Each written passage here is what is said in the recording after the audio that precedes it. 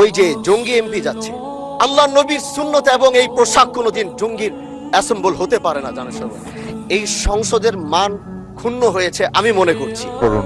জি, আসসালামু আলাইকুম রহমতুল্লাহ।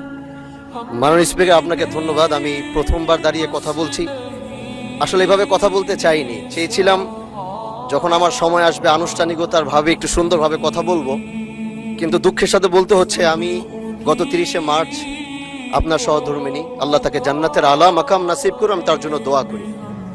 তিনার জানাজায় আমি এসেছিলাম এবং উপস্থিত হয়েছিলাম। দক্ষিণ প্লাজা থেকে যখন আমি ভিতরে ঢুকবো, একদম কাছাকাছি পিছন থেকে কেউ একজন আমাকে সম্বোধন করছিল, ওই যে জঙ্গি এমপি যাচ্ছে।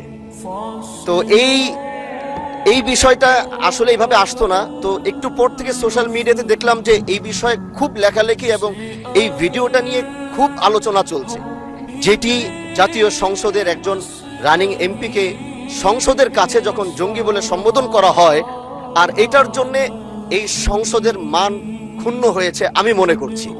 এজন্য আমি আপনার কাছে একটি অনুরোধ করব, আমাকে জঙ্গি বলার কারণটা আমি যতটুকু মনে করলাম যে আমার মাথায় একটি পাগড়ি রয়েছে এবং আমার চলায় সাদা পাঞ্জাবি সুন্নতে রাসূল রয়েছে, এটার জন্য হয়তো তিনি আমাকে ওইভাবে জঙ্গি বলে সম্বোধন সে আমাকে করেছে। আমি মনে করি আল্লাহ নবীর সুন্নত এবং এই পোশাক কোনোদিন জঙ্গির অ্যাসেম্বল হতে পারে না। জানেন সবাই, এই জন্য আমি আপনার কাছে একটি অনুরোধ করতে চাই, মাননীয় স্পিকার, আপনি সিসি ফুটেজ যেটি রয়েছে, আপনি যদি মাননীয় স্বরাষ্ট্র মন্ত্রী এবং সংসদের সার্জেন্ট অ্যাট আর্মসকে যদি আপনি একটু অনুরোধ করবেন বা তাদেরকে একটু নির্দেশ দিবেন যে কারা এই কাজটি করেছে।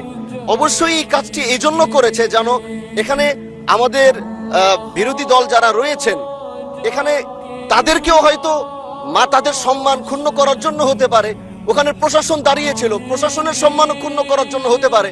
এই জন্য আমি চাচ্ছিলাম একটি সঠিক তদন্ত যদি আপনার মাধ্যমে নির্দেশনা আসতো তাহলে এই বিষয়টি ক্লিয়ার হতো। ধন্যবাদ। মাননীয় সদস্য, বিষয়টি অবশ্যই অত্যন্ত দুঃখজনক। আমি আপনাকে অনুরোধ জানাবো